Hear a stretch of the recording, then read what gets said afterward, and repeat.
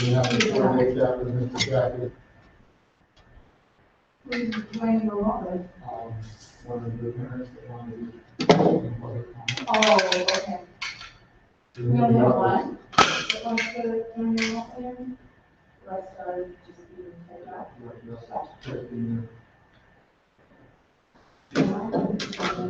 Okay, thank you.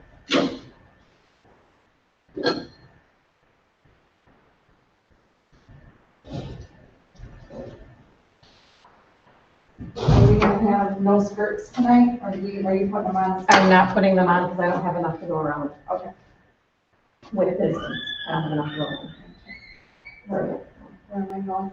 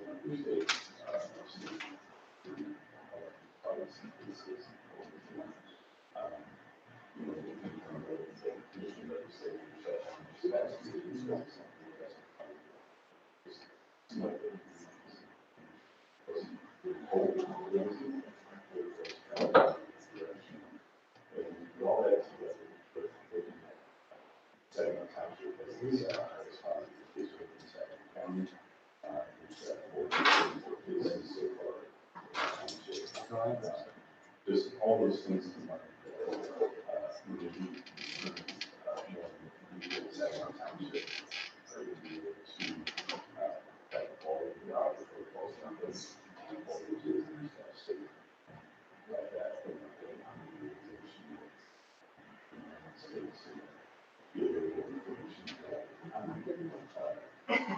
That usually works.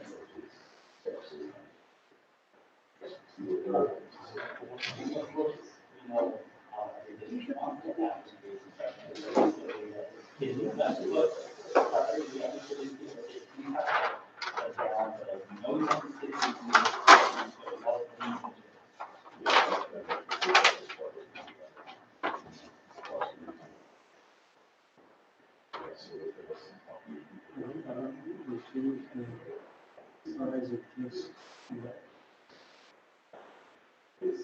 on the corner. But if I shrink this towel, we should. Best possible.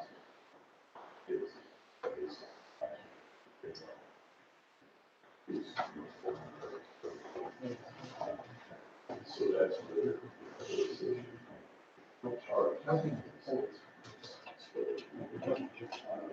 I don't know. Get a little quick, it takes you all the toughest.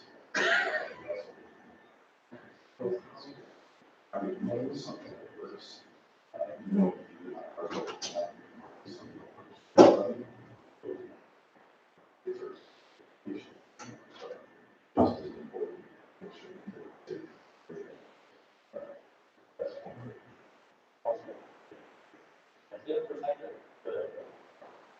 It is, I think you ought to recommend it. You this focus coming tonight,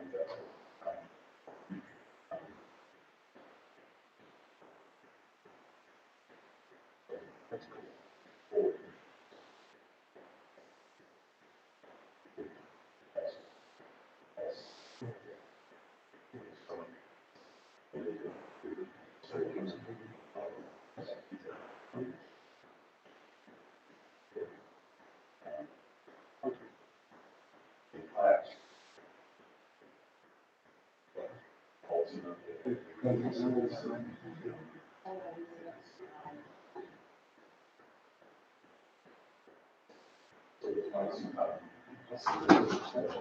This is virtual.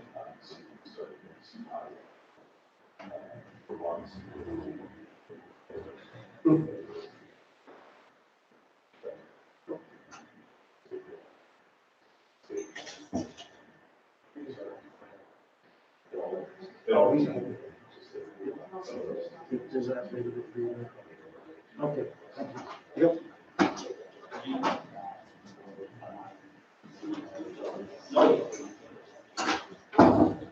They asked an awful lot of questions. Correct. Yeah, you turn it all the way down or just down a little? Mhm. Okay, it's down.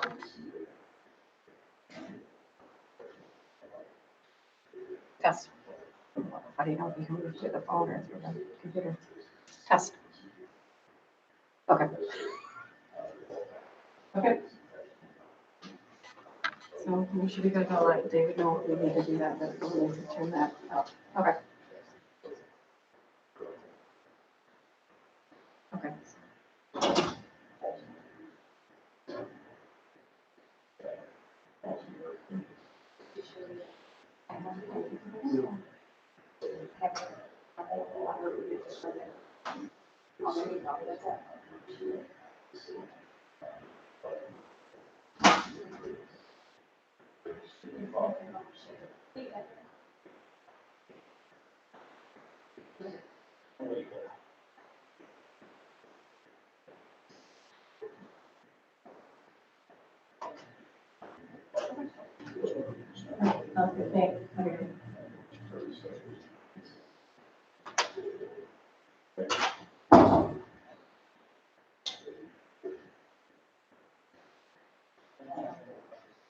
happens when it gets done?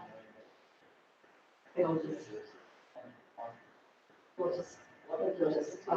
if it gets past 3, just kind of let David know. Yes. I think he'll be timing too, but that way the other person can see it. Process. And then that's exactly what you just go to reset. Just because I'm official.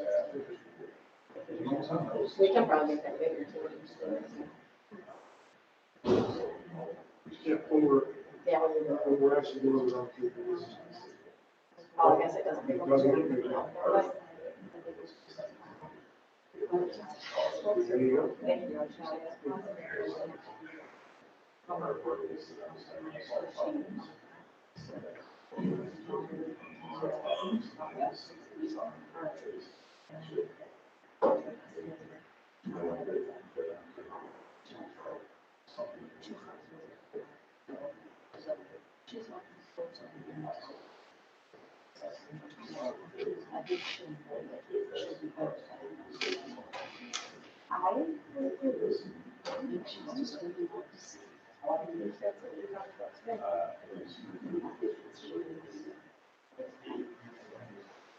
No, I was.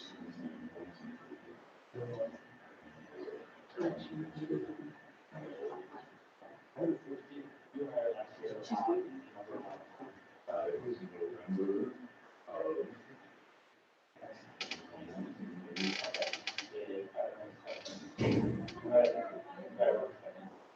No, that was good.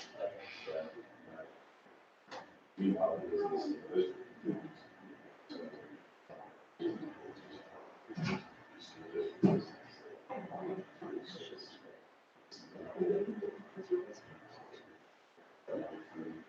Plus, there are so.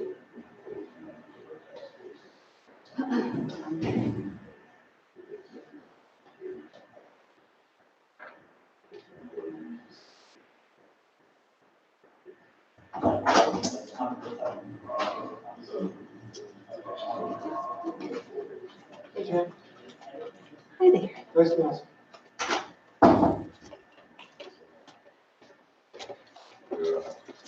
Obviously.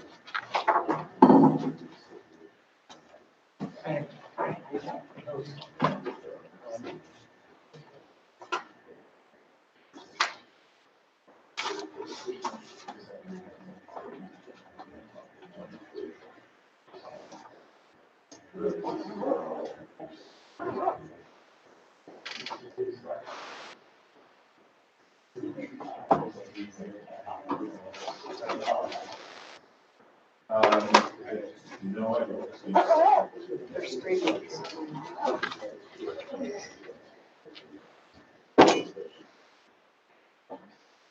Yes.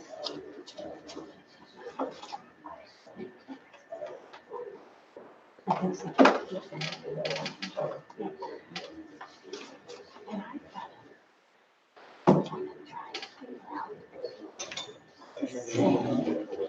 Yeah.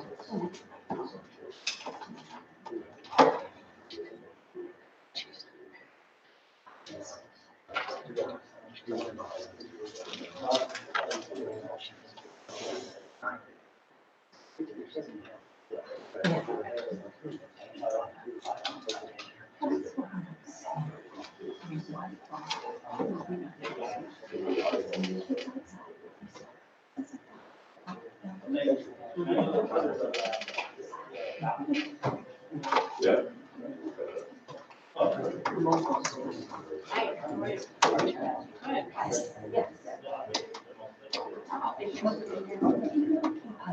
Yeah, and I called him, I just, she is now going. Yeah. I didn't see her. Who's Officer Carlson? No, she had a problem with her husband. She still was. Oh, he says he's not gonna have her conscience, so it's stupid. But anyway,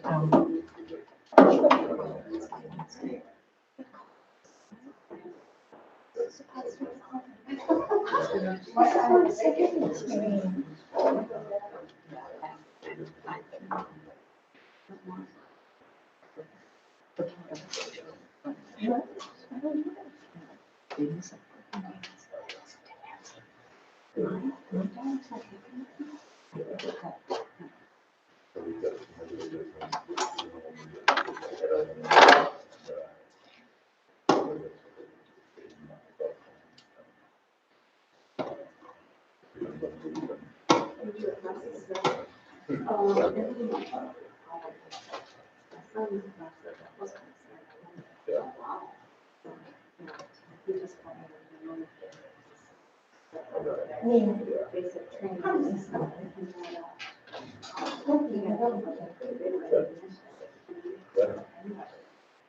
Oh, most of them have. That's what I thought. It's weird. Most of them have this out. Oh, you know what? That looks out. I don't either.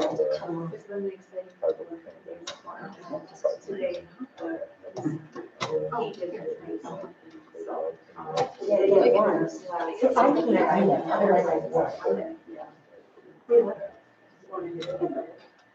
So we're supposed to.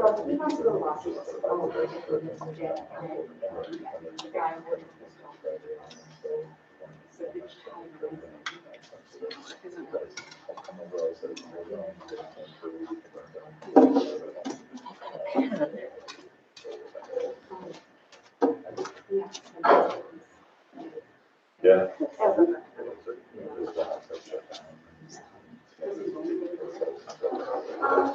No, we have one other person from the community that is there. Yeah. Oh, maybe it's everybody. So this one's here too. Oh, don't worry about it. Hopefully, Let me do this for you though. We have an extension cord back there. You can plug in there. okay, I don't want to trip anybody.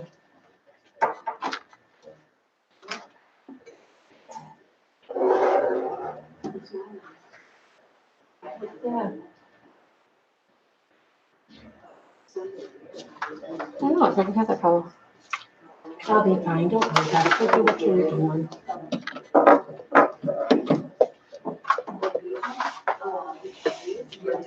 Do you need it? No, I'm plugging the wall. Okay, thank you. Thank you.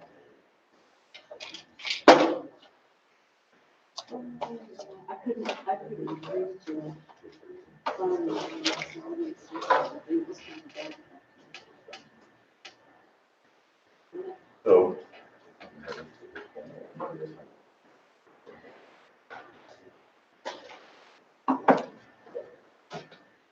Evening. Good evening. Good, how are you? Carlson? Jim? Hello there. I will move way over. Jan. Good evening. Evening. I'm doing good. Hiya. Little did you know, running for the school board, that you might end up here someday. You know, it is what it is. I just said my daughter's not happy, and I just said, get over it. So you gotta be willing to take those kids a couple times, and I said, I will, so just get over it. And there's only the other night, and I told myself, you know, they say we can take them outside for music, and we can take them outside picture. And why did we spend thousands of dollars to lock up the buildings? And we take our kids outside. That's the conflict. Yeah. I'm like, Two realities yeah, hitting head on. yeah, Yeah, that's absolutely. right. Open doors, open windows. Right. Wait a minute, I'm supposed to lock the doors. Oh, I know, well, I've been thinking about that for Me 3 months. too. So, I guess I really should open the windows, but it's 95 degrees out. Yeah, right. I guess it depends on, you know, especially if we're exceeding the, if we're getting a lot of people in here, we should open them. And I don't know how many, there were a few more cars, I stuck in the back door. but there weren't tons of them. You know your way in and out of this building, right?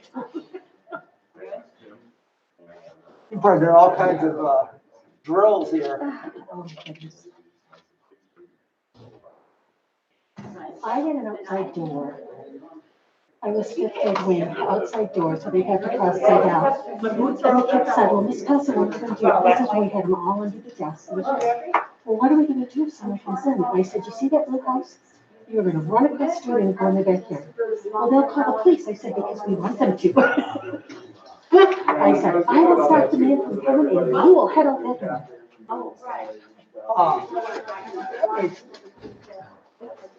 That's not the approved procedure, right? But that makes a lot of sense. No, to but me. that was my sense to them because they were communities. Wow. You will go out that door and you will run. If you see someone walking around.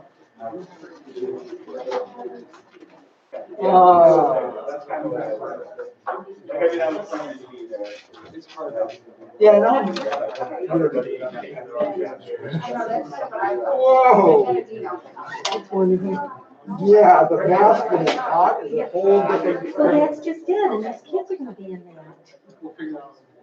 You know, people Either don't they are, or realize- they are. Well, people don't realize we're not air conditioning, like, I don't know how many people said we didn't have air conditioning. Oh, really? Yes. No, just because every other business does, doesn't mean we do. Oh.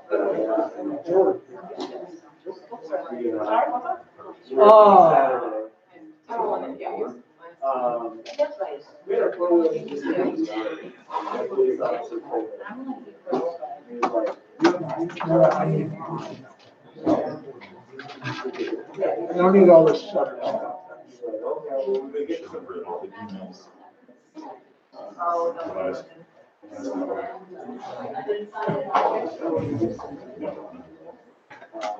Sounds like you, I mean, I've got a few things.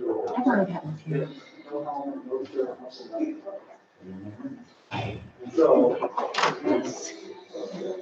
So we're like, okay, so. Excuse me. Yes. No, this is a good spot to be. I don't know if I don't even know if people, typically, I've never been in. People just leave on a different spot. We usually don't have somebody doing this. Right, right. So, okay, so I'll just try to. Yeah, I mean, that's where people will talk if Okay. they want to come up and talk, so yeah, just keep me out of it, and we'll be fine. So I picked the right side then. Did I? You get it? Keep me out of Of it. course, it's most people's reaction.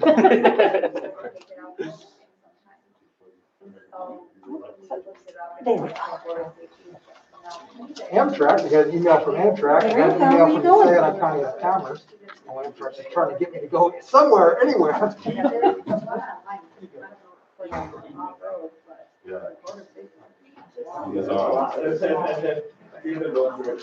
Well, we had a great trip up in the UK, we had 2 rainy days, but they were warm rainy days. So like, this last part was about. Yeah, like, yeah. You have the live feed of your children here. I know, I told Well, them, the good keep news, me out of the it. good part about that is we're not on. That's true. You saying that's the view? I told them, keep me out of it. You're right, that's. I've got 2/3 of the battery, which will be fine unless we're here for a long time.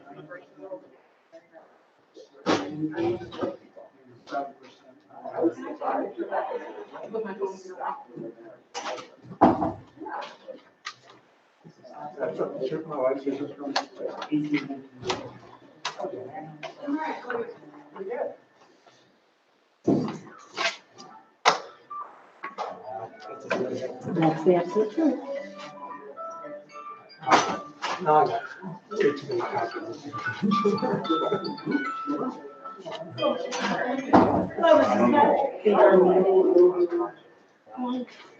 There we are. There.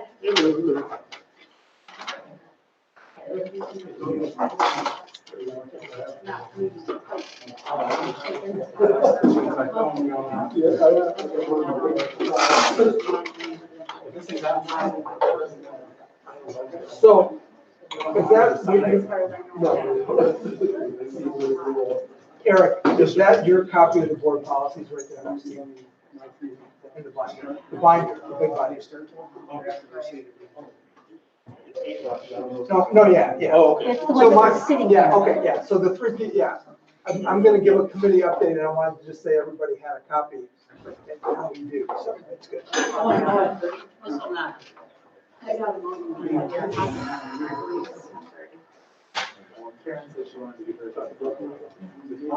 always keep logging it, so. Give it here. David, committee of the whole first, right? Right.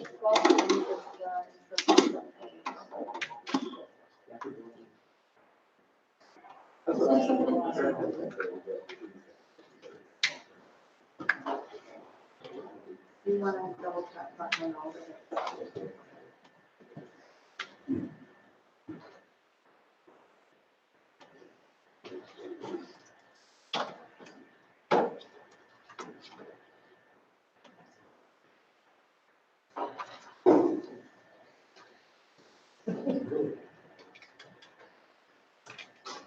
Pretty quick. Attendance review. I want to be prepared just in case. Is that a special item on the agenda? What was second? What do you guys see that we didn't see over there? And looking forward to the attendance.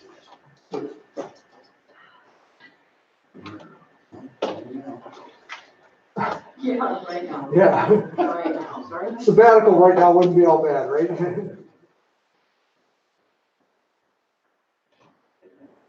Well, not a big tennis foul, apparently. Well, I'm hearing mixed things. I hear they haven't voted yet. I heard they're gonna vote at 6. I heard they're gonna seek the vote. Sorry? I know they made no official announcement yet. Football. Big Ten football season, we're going to this Right, that's.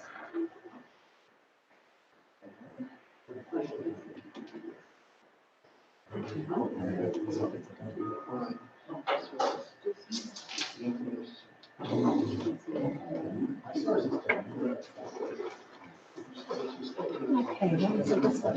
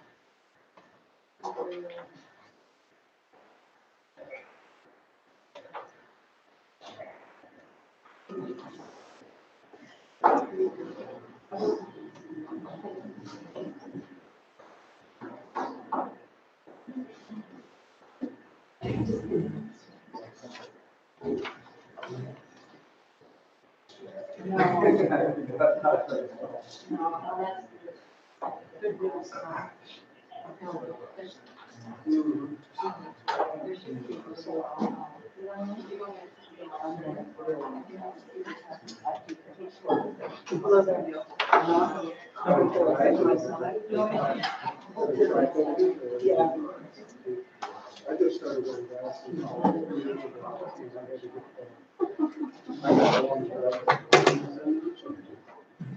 So, yeah, I have to, I'm looking at something like.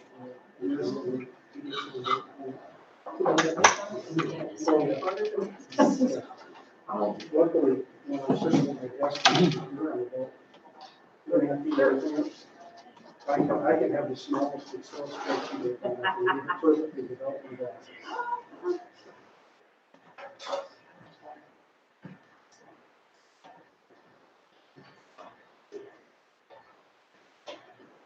I want to call to order the August 10th, 2020 Committee of the Whole meeting of the Saginaw Township Community Schools.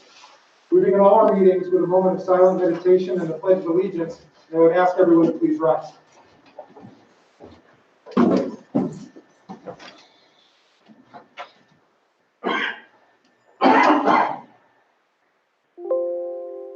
I pledge allegiance to the flag Of the United States of America, and to the republic for which it stands, one nation, under God, indivisible, with liberty and justice for all.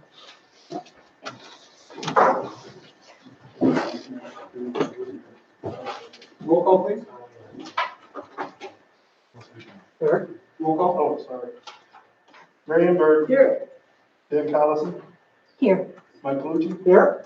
Janine Coughlin. Present. Tony Duncan. Here. David Jaffe. Here. Eric Smith here. The only item we have on our agenda tonight for the Committee of the Whole meeting is committee reports. And the committee report is a discussion of our proposed updated board policies. And I would ask Mr. Palucci to give us a quick update. Okay, so the board voted back in the spring to adopt, or not to adopt, but to look into getting policies from through a law firm. We spent, we formed a policy committee. We met 4 times over the summer to review, all virtually to review the new policy manual proposed by Thurman Law Firm. And we've adjusted the policies to fit our district where appropriate. And so now, tonight, we're presenting those policies to the board as a whole, and we will vote on adoption of those policies.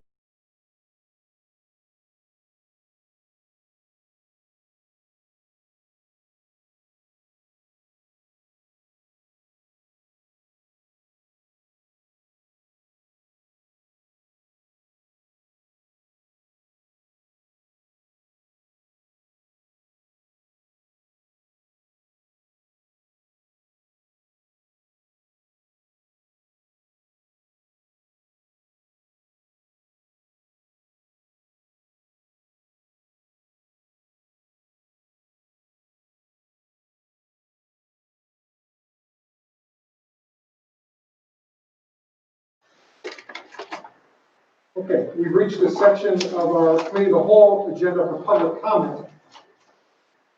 If you're here to comment on the return to learn plan, we have another public comment section during the special meeting. I would encourage you to hold your comments until that section of the meeting.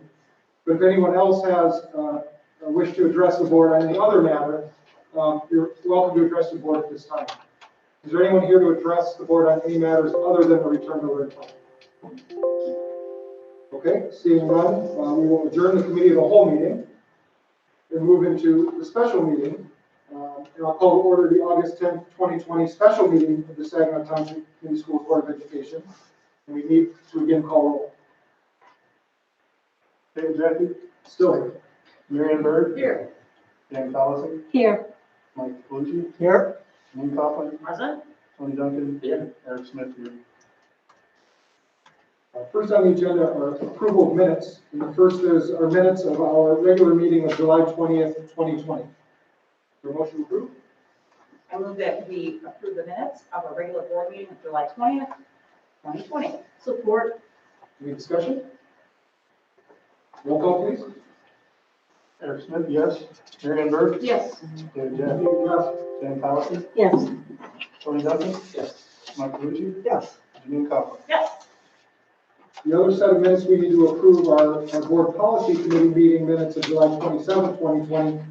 Because there are 4 members of the board who serve on that committee, it is recommended that we have minutes of those meetings. And if you recall, if you're not part of that committee and you're not at the meeting, you can abstain from voting on the approval of those minutes.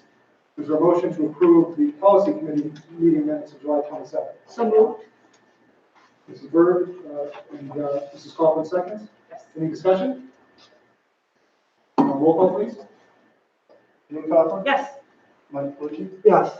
Tony Duncan, Dan Collison, Abstain. David Jeffy, Yes. Marion Bird, Yes. Eric Smith abstained. Next on our agenda is approval of certificated staff, and I believe we have 4 teachers we are considering for positions in the district tonight. The first is Mackenzie Hall. Someone want to make a motion? Sure. I move that the Board of Education employ Mackenzie Alm as a teacher beginning with the 2020-2021 school year. The appointment of this teacher is conditional on the district administration receives and verifies to its satisfaction all of the required information and qualifications pertaining to her. Support.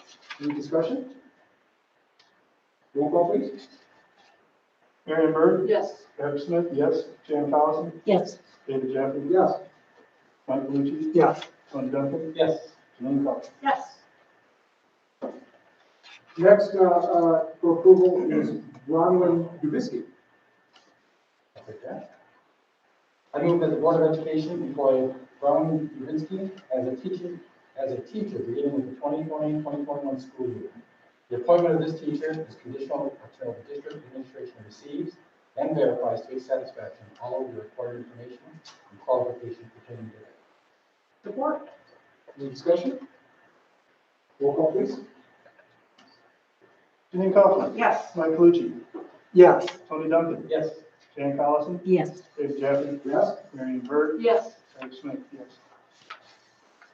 Next is Nicole Fever. I move that the Board of Education employ Nicole F. Hebert as a teacher beginning with the 2020-2021 school year. The appointment of this teacher is conditional until the district administration receives and verifies to its satisfaction all of the required information and qualifications pertaining to her. Support. Any discussion? Roll call, please. Tony Duncan, Yes. David Jaffe, Yes. Aaron Smith, yes. Mary Ann Bird, Yes. Dan Collison, Yes. Mike Palucci, Yes. Janine Coffin. Yes.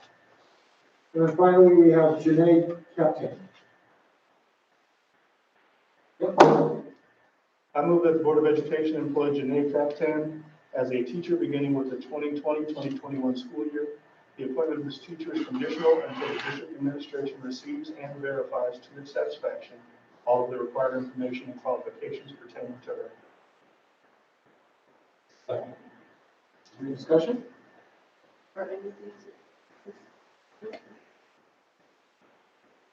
Anyone here tonight, those four individuals? Any other questions? Roll call, please. Aaron Smith, yes. David Jaffe, Yes. Tony Duncan, Yes. Janine Coffin, Yes. Mike Palucci, Yes. Jan Collison, Yes. Mary Ann Bird. Yes. Well, we as a board certainly welcome our new staff and look forward to having them joining our team. And look forward to meeting them in person when they are here. Next on the agenda is the approval of the elementary student and family handbook. Go ahead. I move that the Board of Education approve the elementary student and family handbook for the 2020-2021 school year by changing the 2019-2020 handbook, updating the names and dates as appropriate. Future addendums may be required. Support. Any discussion? Roll call, please. Jan Collison, Yes. Janine Coffin, Yes. Mike Palucci, Yes. Mary Ann Bird, Yes. Tony Duncan, Yes. David Jaffe, Yes. Aaron Smith, yes. Then we have the approval of the Mackinac High School student handbook.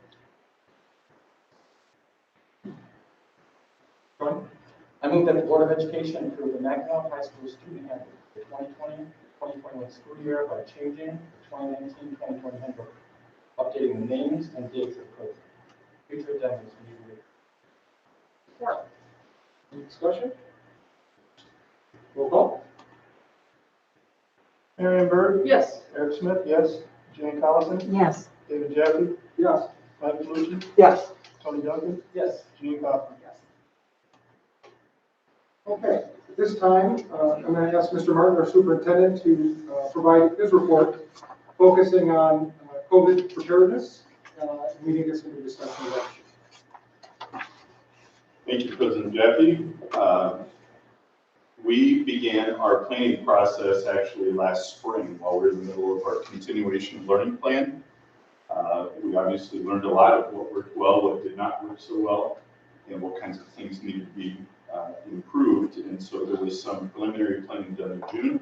However, we were waiting for the governor's declaration on June 30th that would provide the roadmap, kind of the rules of the game, so to speak, so that we knew what our task was going to be. On June 30th, Governor Gretchen Whitmer issued Executive Order 2020-142 that included the recommendations from her COVID-19 task force on the Michigan Safe Schools Roadmap.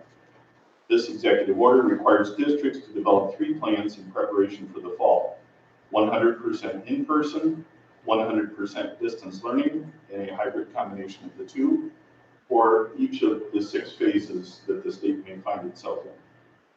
At that point, we quickly dove in, had an administrative meeting that I believe it was that very next day to set our course, and started pulling together and identifying 43 members in the district that would serve on our district task force.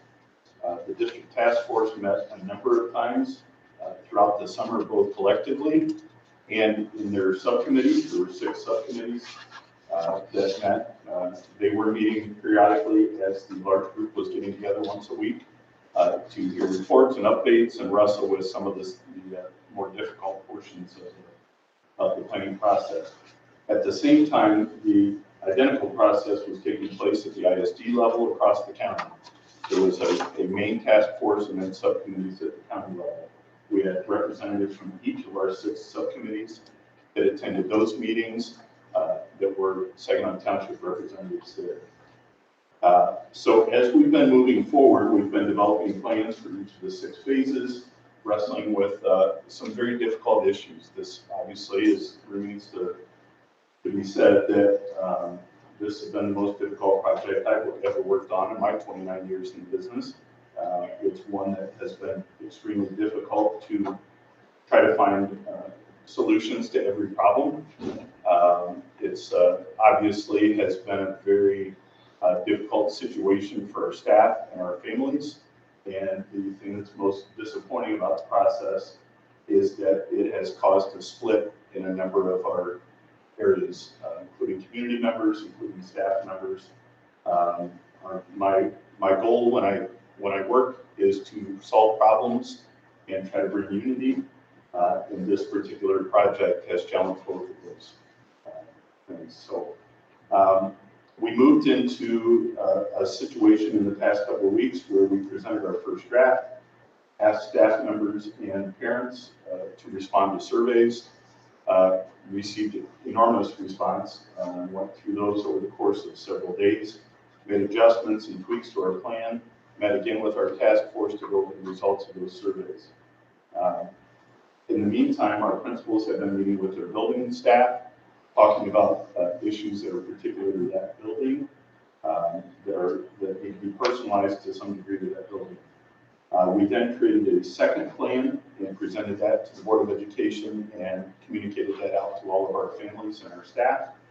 And then as we approached Friday afternoon's Board of Education retreat to really discuss the plan in earnest, I began realizing that I was becoming much more uncomfortable the closer we got to that. And I'll now discuss a couple of those points. There were one of the major issues that came up is recent data points and news information that's coming out is trending in the wrong direction, raising my concern to a new level. Such as of this past Friday, Saginaw Township has had 434 positive cases since the COVID data started being tracked, placing it as the 2nd highest rate in the county. Saginaw County is currently seeing the same number of new cases per day as we did in April and May, back when we were in phase 3. On Thursday of this past week, Governor Whitmer signed an executive order requiring face masks at all daycare centers and summer camps due to increasing positive cases after having those students together. As we all heard quite readily in the media, the Gladwin Summer Camp received a great deal of publicity in July for 53 positive cases tied to its youth camp, even with numerous safety protocols in place, according to the Detroit Free Press.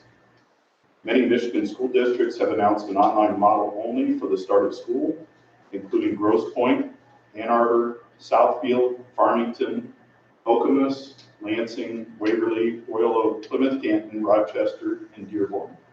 Tonight, school boards in Grand Rapids and Bay City will be voting on a similar recommendation, as will Birmingham Board of Education tomorrow night. According to the Detroit News, this may seem peripheral, but it lends to the trend I'm talking about. According to the Detroit News, the Big Ten Conference will be announcing this week it's postponing its football season until the spring. The Mid-American Conference announced on Friday the postponement of all fall athletic programs. This past Thursday, the Lansing School District postponed all fall athletic programs, becoming the first public school district in the state to do so. And the Michigan legislature canceled all sessions this past week due to a positive case in the Senate, which forced a joint letter to be sent from the Superintendent's Association, the Intermediate School Association, the Michigan Association of School Boards, and the Secondary Principals Association, calling on the legislature to take action to ensure that Michigan schools can operate safely and efficiently in the 2021 school year. They were unable to act upon that because their session was canceled due to COVID cases.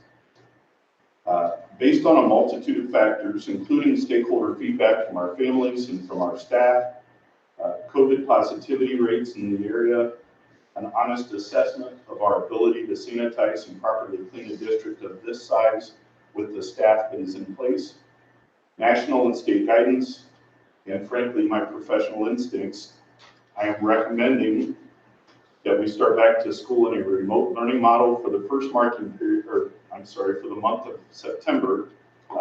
During that time, we will assess our decision and we will be prepared for a potential in-person return to school with a 3-week soft start in place, whenever that return might be, or a continuation of the remote learning depending on multiple data sources. My recommendation is that we offer a virtual option for our families, as we've stated from the very beginning, because we know we have families that are preferring to keep their students at home during this time until further notice. My recommendation would be for kindergarten through 8th grade to use Lincoln Learning Program. After finding out some more information about Edgenuity at the lower levels, our curriculum director, Jim Kratz, and I are becoming more and more uncomfortable with their ability to deliver the kinds of education we want. We have investigated Lincoln Learning and feel very good about that. Our principals have begun pilot studies of those and demos, and we're getting more and more encouraged the more we look at those. I recommend that we increase the amount of synchronous teaching at both the elementary and secondary levels. Synchronous teaching meaning the time the teachers are face-to-face with students in a remote learning fashion over computer, rather than posting lessons and not having face-to-face, as we had to do in the spring to a great extent. This would involve teachers physically interacting with their students in real time. Our instruction subcommittee, led by Mrs. Kratz and Heritage Principal Brian Blaine, is studying recommendations from experts in this area and are developing guidelines for our teachers on exactly what those expectations will be for time, types of assignments, letter grades, attendance, all those kinds of details. My recommendation is that our staff members will be in the buildings delivering instruction from their classrooms rather than from home. Offices will be open, custodial teams will be cleaning, and other staff will be redeployed to other duties. These details are currently being worked out. My recommendation is to continue our very small licensed childcare program at Arrowwood for those families that have been using that service during the summer. My recommendation is to provide Chromebooks where needed and identify Wi-Fi resources in our community to ensure that all students are appropriately connected.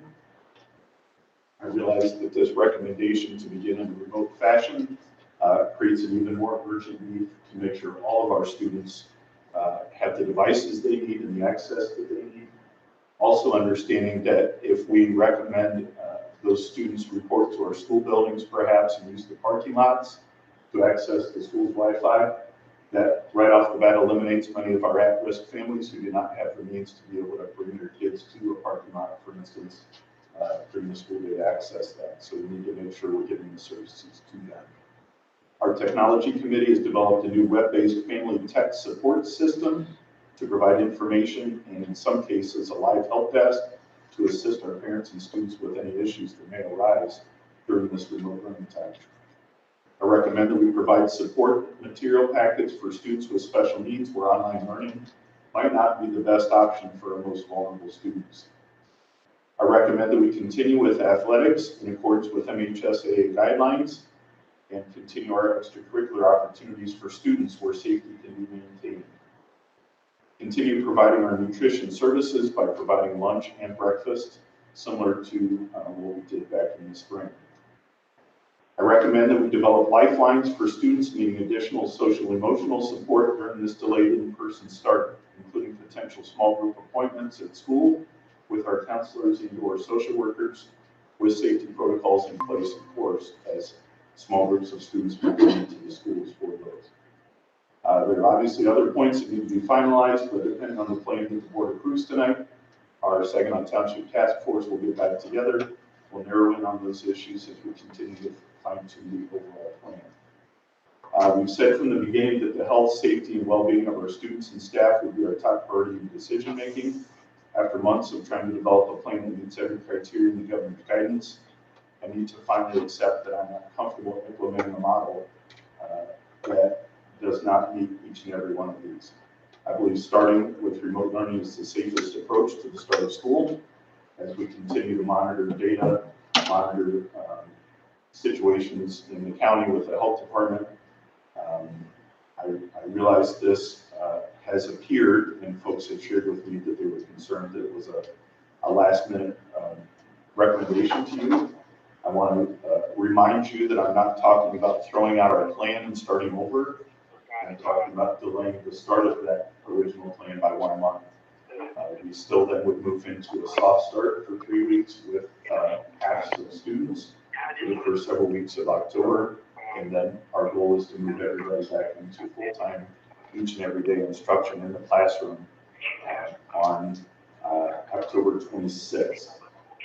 So that is my recommendation. I could not come to the meeting tonight knowing that in my heart I had serious reservations about being able to keep all of our students and staff safe.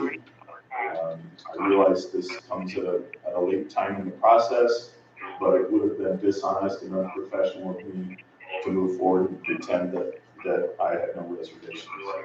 So that is my recommendation at this time. I'm certainly open for questions and comments and moving into the process as directed by the president. Any questions for Mr. Martin, clarification on the plan itself? Okay, then what we will do now is we'll open the floor for public comment. We welcome your comments and we're interested in hearing from you. If you wish to address the board, please step to the podium, state your name and address, and limit your comments to 3 minutes. Please remember that issues or complaints involving an individual or staff member are best handled through administrative channels. And finally, know that it is the practice of the board not to respond to each speaker or engage in debate, although all your comments are always taken into consideration. At this time, does anyone wish to address the board? Come on. Hello? Hello, can you hear me? Good evening, everybody. Good evening. My name is Desiree Ramos. I reside at 3309 Trom Drive, Saginaw, Michigan, 48602. However, I have 2 children in Saginaw Township Community Schools, one in 8th grade at White Pine and a senior this year. They are considered in district as their father resides in the township. Just wanted to clarify that in case you're wondering. I will admit that I was very upset with the sudden change on Friday. And one of my first questions was, what were the multitude of factors? And the superintendent did state what his multitude of factors is, which is basically the numbers are going up.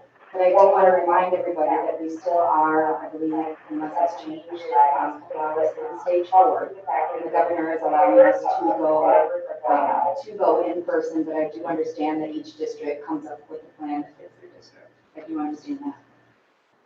My big concern is I don't see any plausible way that our students can go back in October when you have cold and flu season just around the corner at that time. Kids are going to get sick. They're going to make a cough. They're going to be sent home, as they should. And the only time for any normalcy for our parents and children would be for the month of September, maybe 2 weeks into October, maybe. I strongly believe, looking at all the data, that if it's going to be in person at all, it has to be in September, or it's not going to happen. If this board decides to accept this plan, I would ask you that you just call it what it is.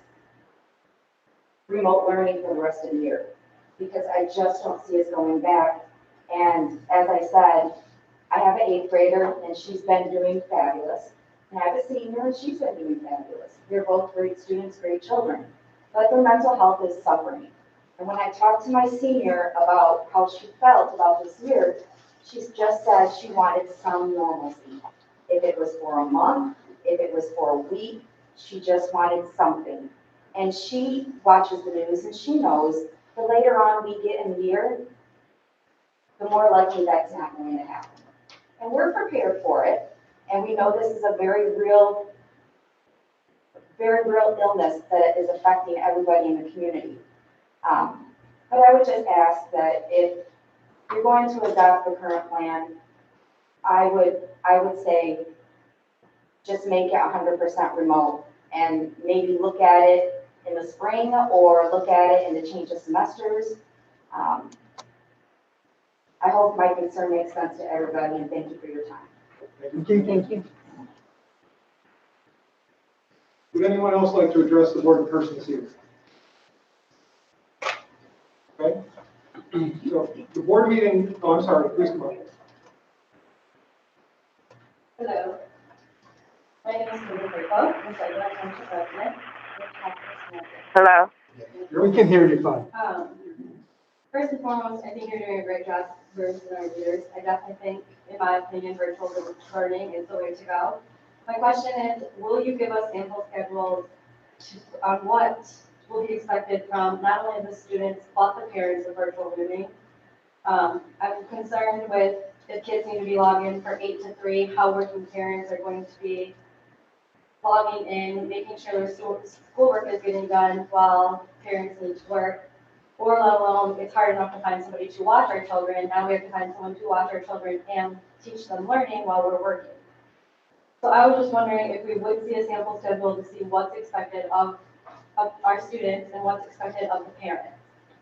For virtual learning to be successful, I feel strongly that it's going to be a commitment as not from the student, but as well as the parent. And I just wondered if, as the district, would offer like work from home options for parents who work in the district and are concerned with the virtual learning being the top priority, but also we want to stay employed, we want to stay working, we want to work in the district. I do currently work for the district, so that's why I'm asking if there'll be any remote work from home options, or will we be able to maybe modify the contracts where we can use our personal time off to stay home with our children during the month of September, or until we do go back face to face. I was making the decision for one child. I can't imagine how hard it is to make the decision for thousands of children. So I just thank you for your support. And that's all. Thank you. Thank you for being here. Please come on. Handout there. That's all. It was all handled with clean. Superintendent Martin, and the school board. I've certainly been monitoring you guys. Can you start with your name and address? Okay. Jillian Lord Peterson on 1369 Passaic. So I have triplets and heritage. And we have 4 parents that buy in on whether the kids are going.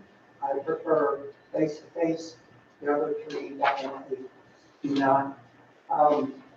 In my line of work, when I used to work high-rise residential, I used to be required, or at least to say that was a bailiwick of mine, would be to be creating static and dynamic water testing, structural testing, used to supervise aspects of that at other facilities, or actually create the facilities on high-rises myself. Thinking of that, I came up with a multitude. I've been working on this for weeks. I spoke to a friend of mine, Chris Stockwell. He owns, son of the owner, so I'm assuming he owns some entity of that, with U.S. Steel. They're right in town. They have union workers. He's very conscientious. He does a lot of work for St. Mary's, and every week we're trying to come up with something new to help, the hospitals try to, keep COVID at a distance. I just strongly feel that if we could have, in addition to what I think I'm aware of for cleaning measures, I'm assuming they're doing the electrolyzed cleaning afterwards. I see the HVAC system as the same thing as a mask on each individual's face. Not knowing, obviously we need engineers. This needs to be planned to the nth degree that, as that system recirculates, how possible is it to drag any pathogens back through? Legionnaire's disease, that came from stagnant water and for the most part, that would get sucked in, under static loading off the roof, and there you go. So this is kind of similar. This utilizes what I think we can expand, and it seems doable to me. Monies, I'm not sure, which would be to have ideally a center distribution. You know that you have different units, so you have zoned units, and if we could create a large enough center distribution area, I'm talking about that being made on site, on the ground, inside a closed room. Obviously, maintenance, some individuals are manning that product that is made, which has a short shelf life of about 4 hours, can be run through a manifold, distributed, easily with your pipes. And then there's actually atomizing nozzles that can be installed within the HVAC unit. My first plans, Chris. I just want to remind you, your 3 minutes are up, so if you could wrap up, we want to be fair to everyone and make sure that everyone has equal time. Okay. The least imposition on functionability and not a detriment to the life expectancy of product would be to attach these nozzles and provide a misted element of the disinfecting electrolyzed solution as that air comes back through, still with your upgraded filters that are still regularly changed, I would imagine, on a daily basis. It actually has to bridge or break through that element of misting, and then it makes its way, and when it comes back in, it'll be sanitized. We can review your handout for more information. Yeah, I put my phone number on there. I know this store has my email, and I know about money, and it's kind of don't even want to ask for money. I mean, I would volunteer myself. Thank you for being here. So anything, I would solicit anybody I knew that was in the business, for 40 years to see who would help. We have to have it in our district. Otherwise pass the hat. We appreciate your passion. Yes, thank you. Yes, thank you. Thank you. Anyone else? Okay. So the meeting was also being streamed live as a virtual meeting. So we also offered the opportunity for people at home who didn't want to come to submit written comments. And they also have the opportunity to call in. So as of the last time I refreshed the spreadsheet, we have 23 written comments to share with the board.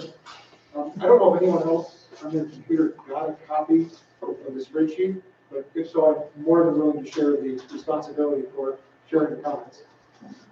If you want to send it by email, we can do that. It was an email from Jim Mitchell. Oh, okay. I just haven't looked. I'll get started, and if anyone else wants to, just raise your hand if you want to share in the sharing. So the first comment is from Jessica Bloom, 2314 Marshall Court. I'm wondering how STCS is planning on meeting the needs of students with disabilities during virtual learning. My 5-year-old nonverbal autistic son will not do well with virtual learning and needs in-person instruction. The next comment is from Kimber Crable, who I know is also here, at 4044 Elgin Street. It's clear that virtual learning will require commitment from children and their parents for the best chance to be successful. Will the district offer work from home or furlough options for staff that want to commit to their children's education? Or will staff be able to exhaust time off options in order to stay home with their children? The next comment is from Karen Crapo at 6315 Cranston Place. Will the school offer any childcare options during the remote and soft opening for the working parents with no supports? Will the remote learning plan be flexible for working parents? How does the school plan to meet the emotional needs of children who have been home for the last 8 months upon their return, especially the incoming kindergartners?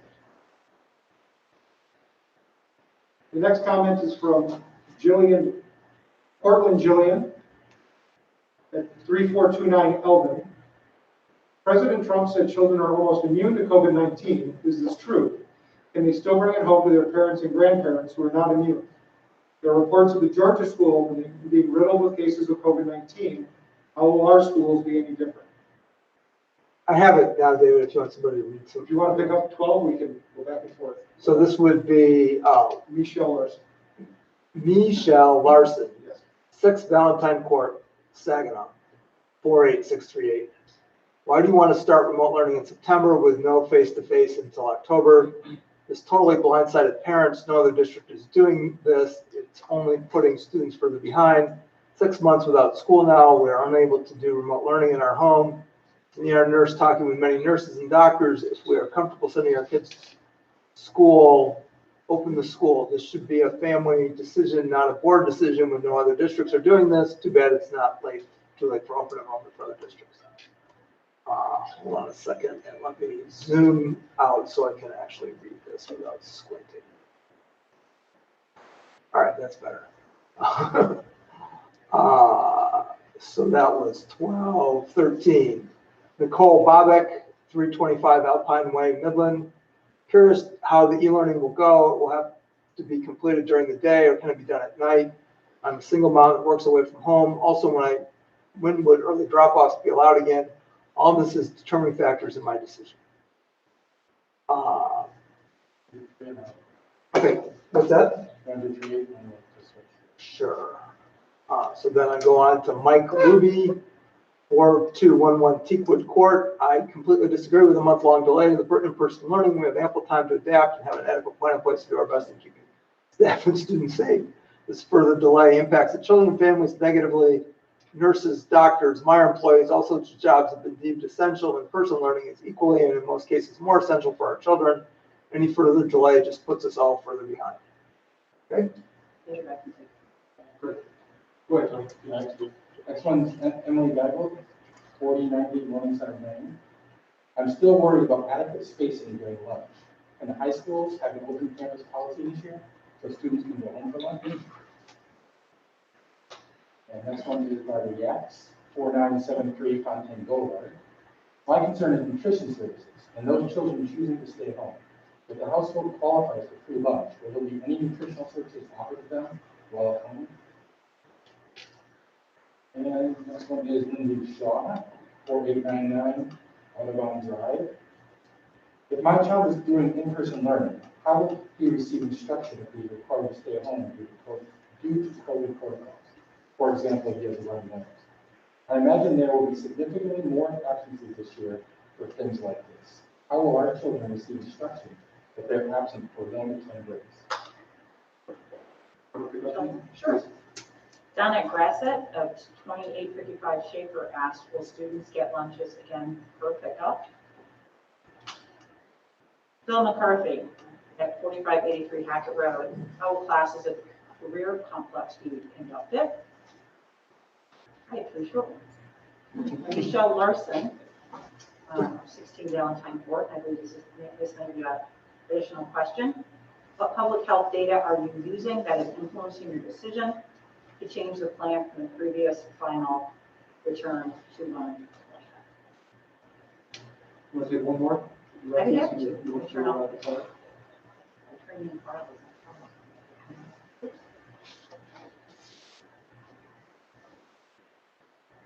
I'm sorry, what number are we on? 21.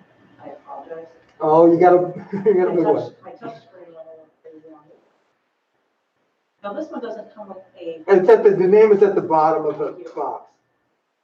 Alma Cruz asked, or public comment was, I am not very happy, I'm going to take this off if you don't mind, with the new plan, and not because it's bad, but you are not thinking of parents who are essentially working or cannot or do not have the choice to stay home 5 days a week to help their children with remote learning. My son had great stress and trouble during the spring because I was not going to help him.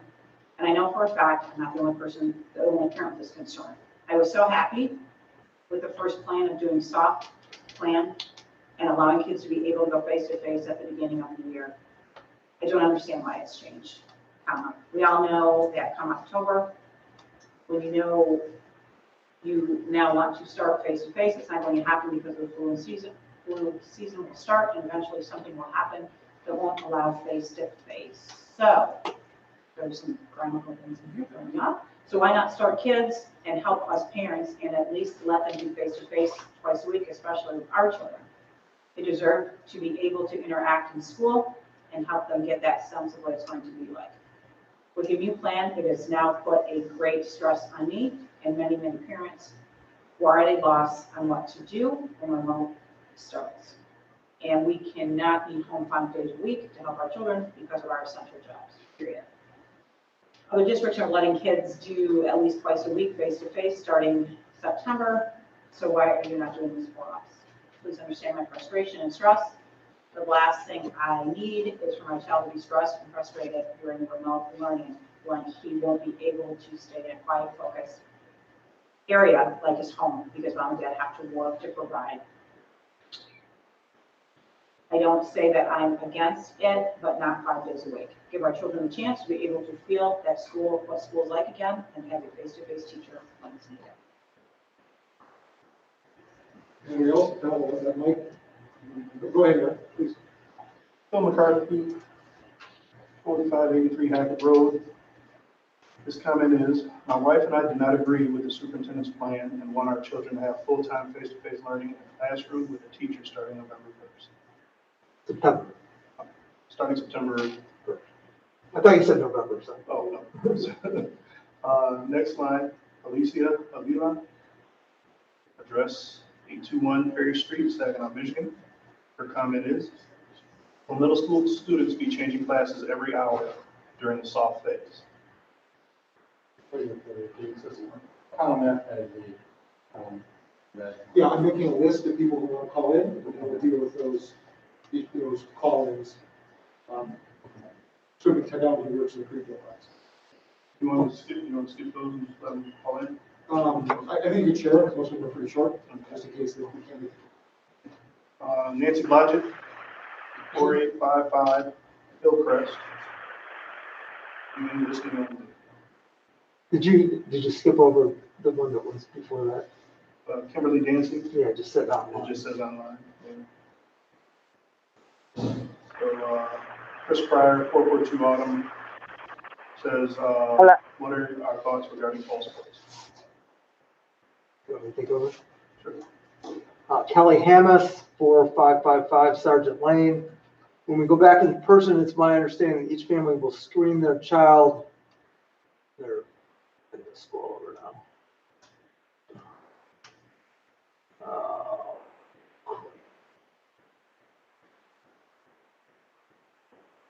Which number am I? Hello? What number are we on? Sorry. 27. Okay. When we go back in person, it's my understanding that each family will screen their child at home and no screening will be done at school. Will there be a survey done and effort made to ensure that every family with a child attending in person has a thermometer? Chad Peterson, that just says none. And Coney, let's see, first name, Nokitsa Coney. I would like to know if after-school activities club will be occurring this year. Personally, need childcare after school when the children on the days my son is not to report for face-to-face learning. I'm a single parent and do not have a way to teach my child why he is with a sitter. You want to take over? next one is Beverly Lee, 6795 Highland Drive, South. It is very important for students to return to in-person learning. The CDC has said, quote, there are many reasons why opening schools in the fall of 2020 for in-person instruction is important. According to the CDC, quote, schools play a critical role in the well-being of communities. Schools provide critical instruction and academic support. Social and emotional health of students can be enhanced through schools. Schools play a critical role in supporting the whole child. Mental health of students can be fostered through school support services, and continuity of our special services is important for student success. The CDC has also said that, quote, lengthy school building closures can be some students feel isolated from important friendships and support from other caring adults. Schools also provide critical psychological, mental, and behavioral health services to children. Additionally, Hey, I can't hear nothing. and certainty about the COVID-19 pandemic include feelings of hopelessness and anxiety while removing important sources of social support. And students need the structure and routine that in-person instruction provides. quote, schools provide a unique and critical role which makes them a priority within and remaining open. Additionally, the CDC has reported children appear to be at a lower risk for contracting COVID-19. Quote, STCS can and must prepare to return to in-person learning in time for the start date of school. This can be achieved by coordinating, planning, and preparing to have students return to in-person learning in time. Next one down, Joe Brown, 5355 South Glen Oak Drive, safety of all. Andre Borrell, 2877 Nottingham Drive, West. Our family supports distance learning with our own teacher for the entire first semester. Marlana Court, 3090 Churchill Lane, Apartment 3, Saginaw, Michigan. If the athletic program will continue, how will children be transported and maintain social distancing?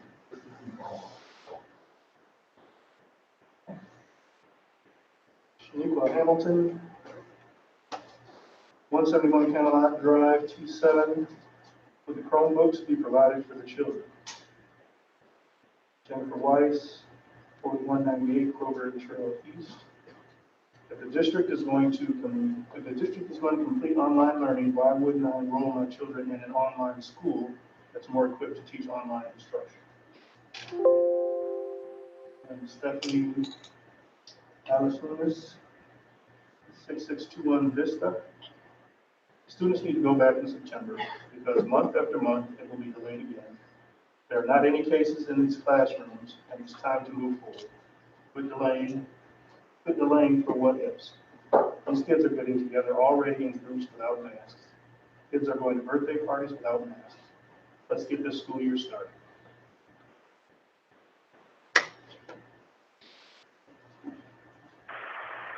Can I comment?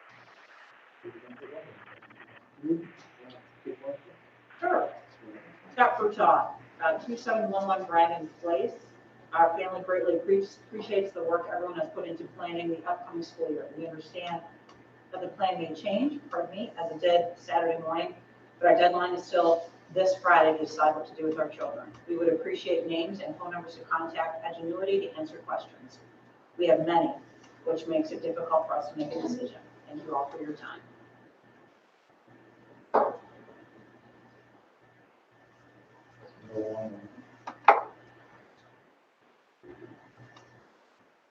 Hello? This is number 38. One of us can scroll down and read the name, and then the other one can read the comment. Ellen Freegan. Friday. 17 East Hannum Boulevard. With all due respect to the difficult work that goes into bringing students back to school in these uncertain times, and by no means intending to suggest that students should be brought back to an environment where it's not possible to achieve safety protocols, I am having difficulty understanding the details necessary for me to feel that my high school students will be receiving the quality education I have come to expect from this school. Please consider my following concerns and suggestions from your deliberation. 1, our students need structure and accountability from day one of this school year. This could best be achieved by direct personal contact from each teacher to ensure the students understand the class expectations and proper activities to fulfill those expectations. This should be followed by regular personal contact with the teacher. 2, learning through video presentation and reading online only is not optional. Many students in classroom interaction and discussions fully master the content. I have not seen details of how technology will be utilized to ensure optimal learning. Given the increased burden on parents to ensure fulfillment of educational goals, teachers at the high school need better parent communication. To my disappointment, Skyward has not been uniformly followed by high school teachers in the past, and could not be the only expectation going forward. Regular email correspondence attached teacher-initiated phone calls should be expected and enforced by administrators. 4, the social pipelines, reference in Superintendent Martin's opening comments should be mandatory on each student, not voluntary. My teams do not volunteer for extra work and have difficulty seeking the support team. 5, please consider small group in-person meetings with each teacher, ideally with classmates, that meet safety protocols, to kick off this remote learning moment. For example, bring 1/4 of the students to school with laptops back to school for the first week to ensure that the kids are set up for success. 6, there are still so many details left. The statement that there will be accountability does not satisfy you after this last spring's failure. Please continue to release details.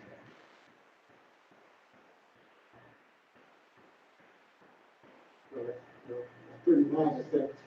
Everybody share. I can do that. Please. Oh, Ashley Cardenas, 4730 Country Way, Saginaw, Michigan. What will you be doing for our ECSD kids? The plans on state K-12.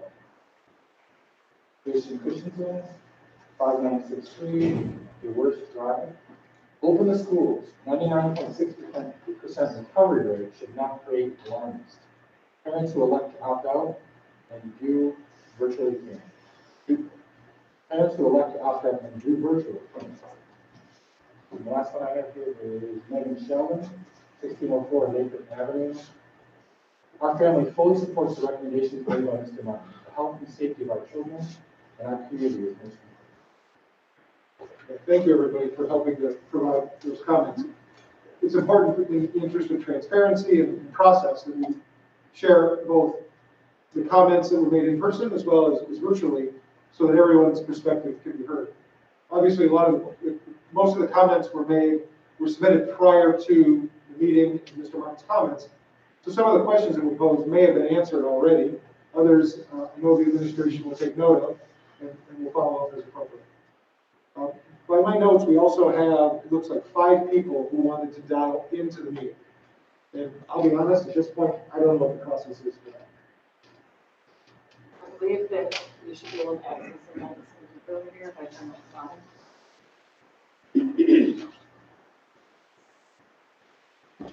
We've also been recommended by Mr. Mitchell at home, who run the command center, that we need to make sure we use our teacher voice so that the laptop can do that.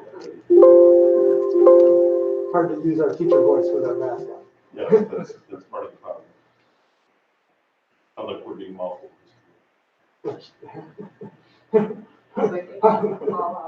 Okay. So the first person that I have on the list who wanted to call in was Adam Heinrich. Adam, are you there? Hello? Can you hear me? You have to Yes, push I can hear you. *6 to unmute. Can you hear me? Adam Heinrich. Okay. How about Alicia Avila? Alicia, *6 to unmute if you want to address the board. This is Adam. Can you hear me? Third on the list was Chris Can you hear me? Pryor. Hello? Chris, if you're there, it's your turn. *6 to unmute. Next would be Marlena Cork. Ms. Cork, if you're there. Are you able to? And Yes, finally can you hear is me? Shaniqua Hamilton. Can you hear me? Ms. Hamilton is there. Hello? Hello? Hello? Hello. Hello? Yes. You're able to? Yes, can you We're hear me? 0 for 5. This is Marlena Cork. Hello? Hello? Hello? So there's text coming through from people, but it's not coming. Hello? Hello? I'm The here. computer is not muted. Hello? Volumes. We can see you looking in the screen. Hello? I'm here. We can see you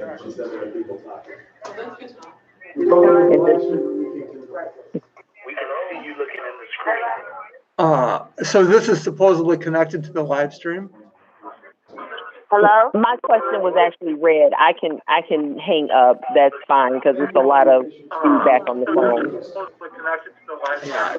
I mean, I'm not, I don't know what we're doing here. I We need Jim here rather than. fine because it's a lot of feedback on the phone.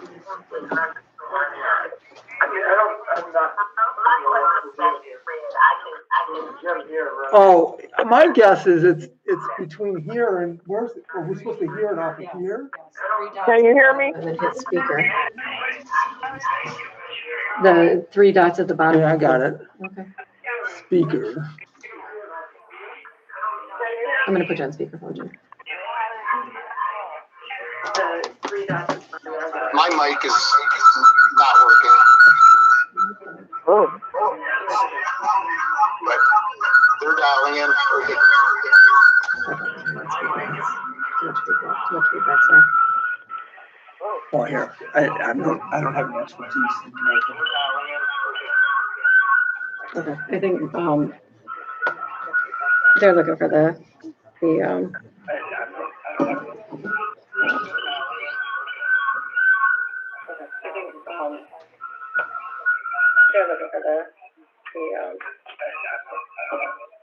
Hello?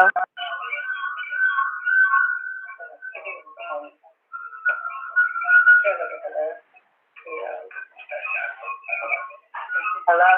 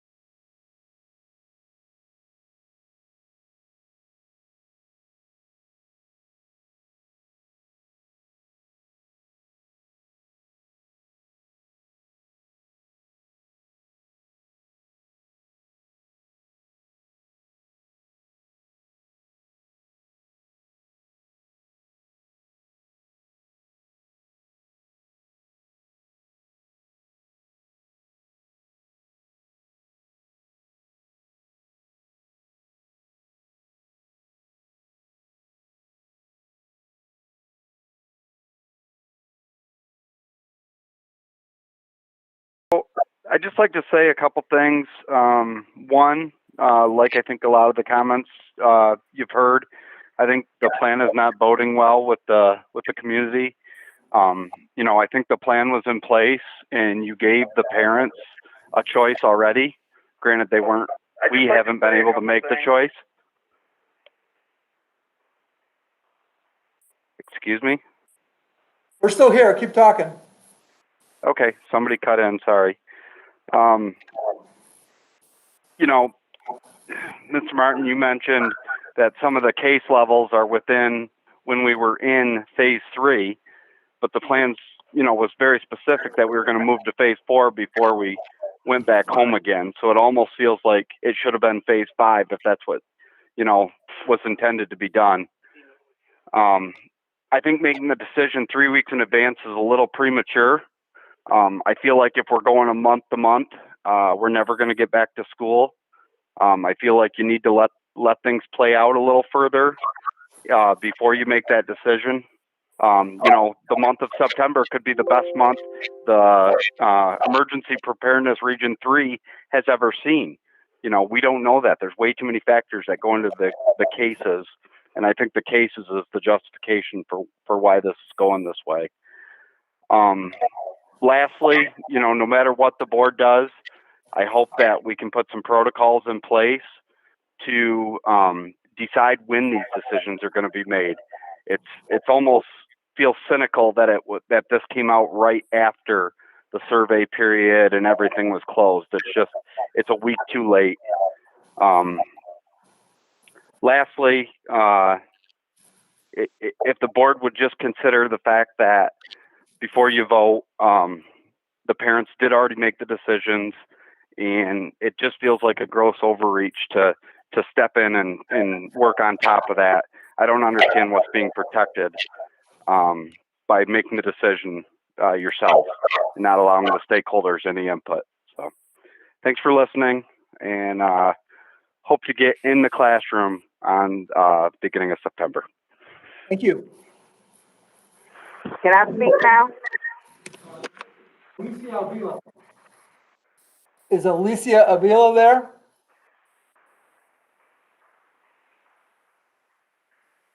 All right. Hello? Who is it that wants to speak? Kimberly Dancy. Kimberly Dancy, is she on your list? All right. All right. So Kimberly, you can go ahead. We'll start your 3 minutes, please. I have like a concern about everyone's safety. I mean, not saying that everyone is not going to follow protocol. We don't know this. I'd rather do online. I don't know about everybody else. For my child's safety as well, because it's obviously they don't have nothing to protect but to wash your hands and to stay 6 feet. I don't see how that's going to happen with kids. Kids are, I just don't feel like it will be safe, personally. As far as like online, I feel like all the teachers should be on the same accord. Everyone should be just safe and see like as far as like the classes is how they have it in college and where they're going to be able to have these answers and, questions and answers at the same time within that hour. And if they're going to do like classes, they should do class like one main course each day. Other than that, I just want everybody to be safe. And I especially, my child, everyone's kids,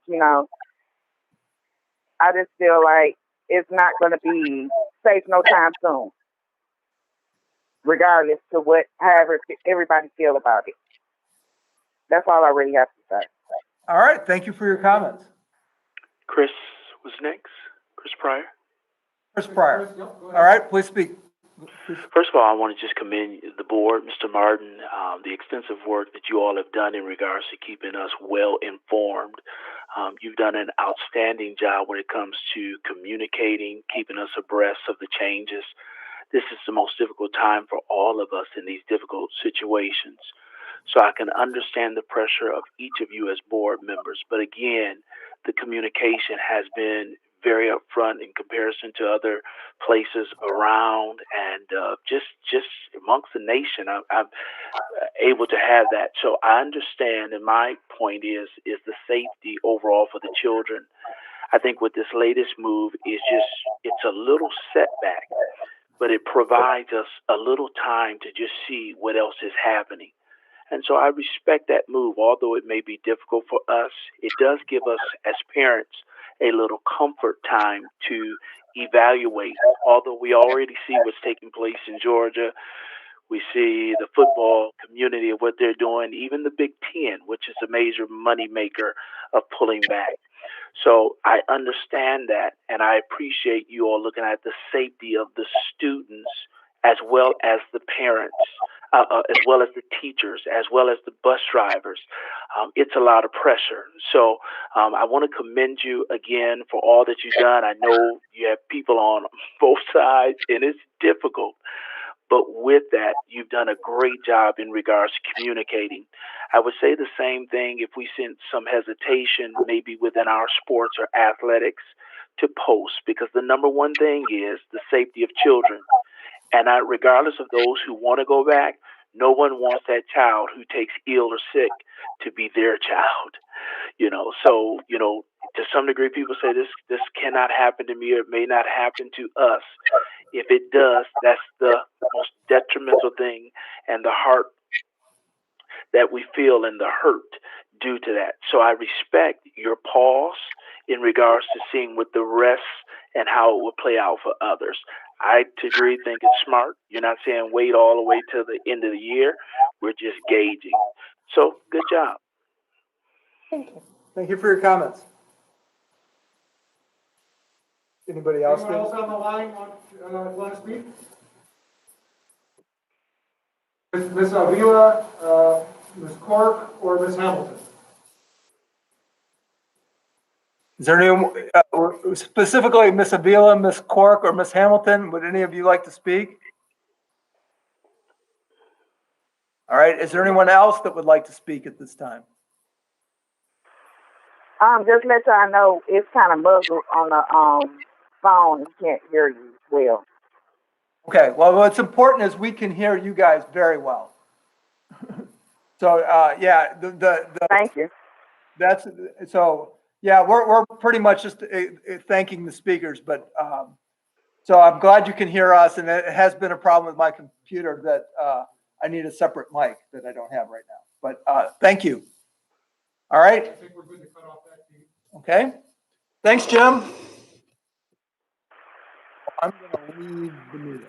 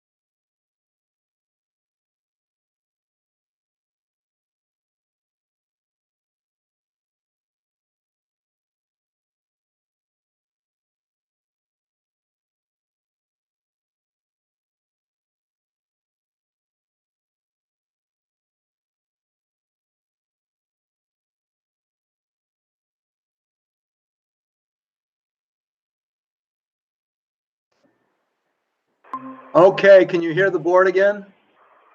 Yes.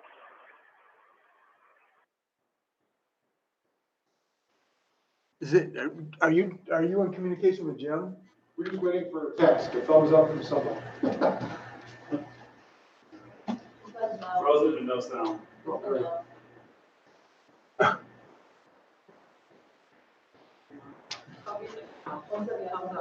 One said yes for me, yes, the other yes. Okay, all right, so thank you. Good call. So, because not everybody heard, I'll repeat, thank you for everyone who's provided their comments here in person. And thank you to everyone who submitted comments on the online spreadsheet and who called in. We appreciate all of your comments and feedback. We'll take everything into account. Thank you. With that, we've reached the point of the agenda for consideration and approval of the district's return to learn plan, and would entertain a motion to that effect.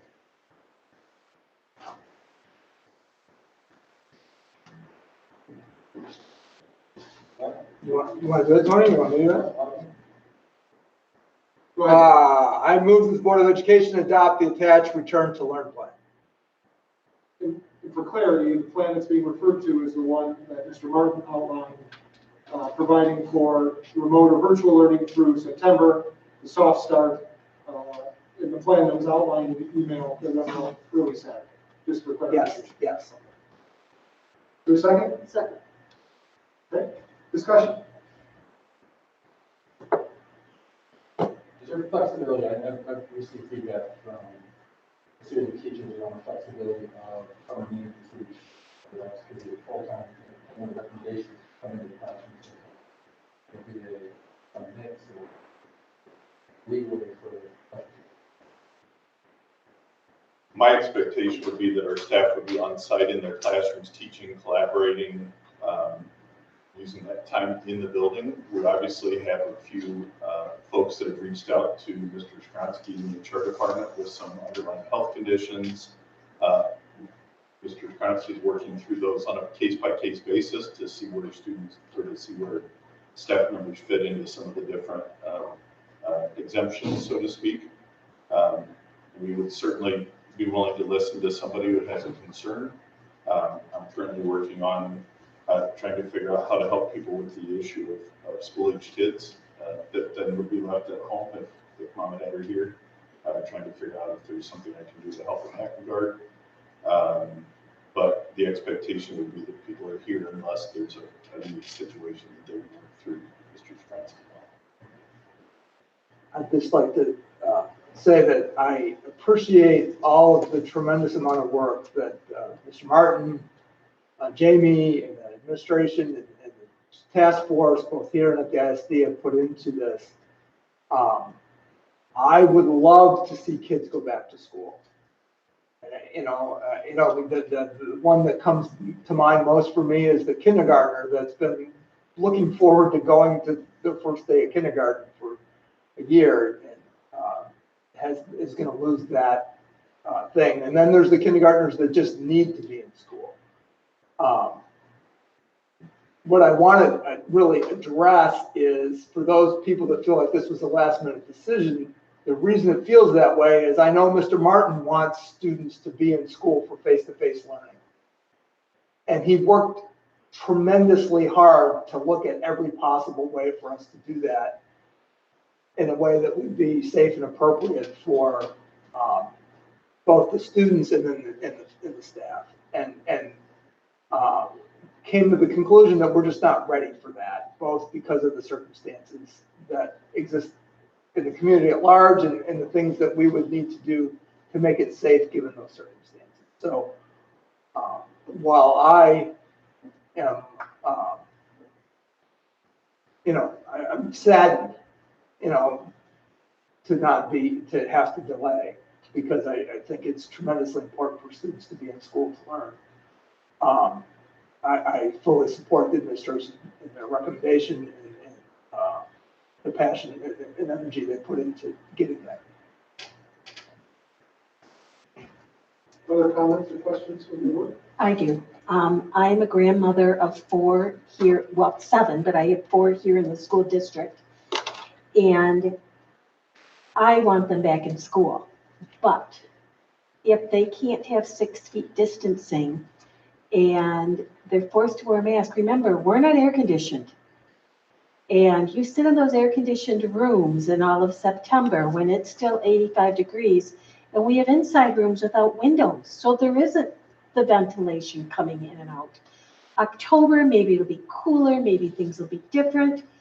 And in October, maybe we will have more cleaning available for them, and we'll be able to hire more people to get cleaning. Right now, we've got it posted and we're not getting people to hire for cleaning. It just, there's so many things out there that is not available for everybody to understand with all the rules and regulations.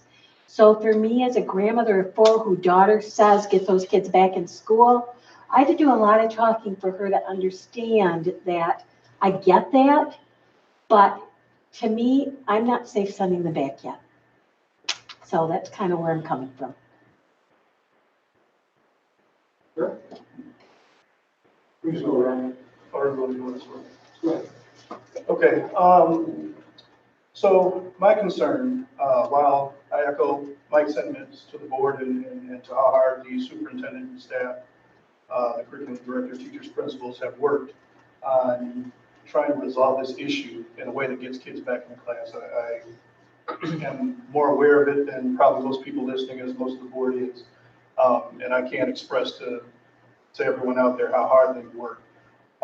Having said that, I'm on the fence about the plan. I understand about all of the safety issues. I understand about all the safety numbers and the risk that lies with those numbers.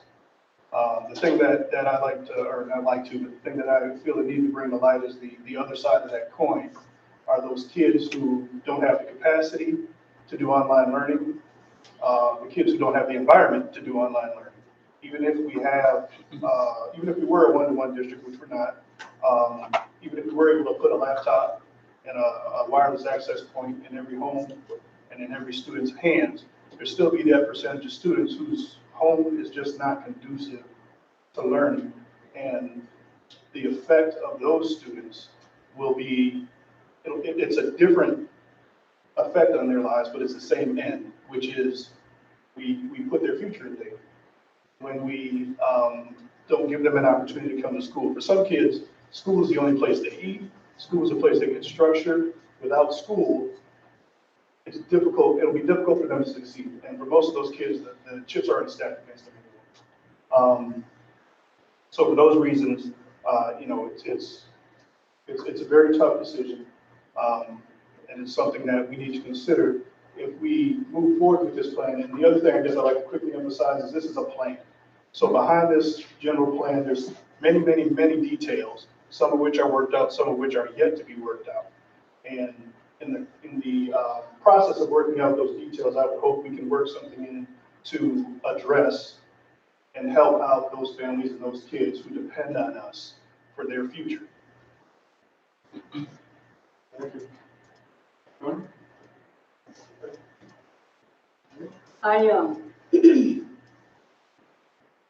Goodness, the board retreat that we had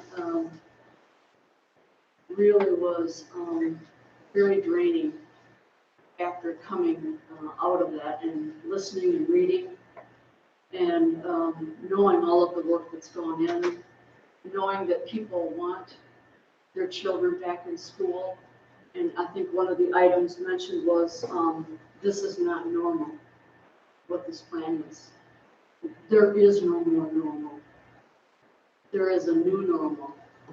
And I am not comfortable seeing a 6-year-old back in a classroom if we can't guarantee, and we can never guarantee, and what happens if somebody gets sick, and what happens if the staff member gets sick.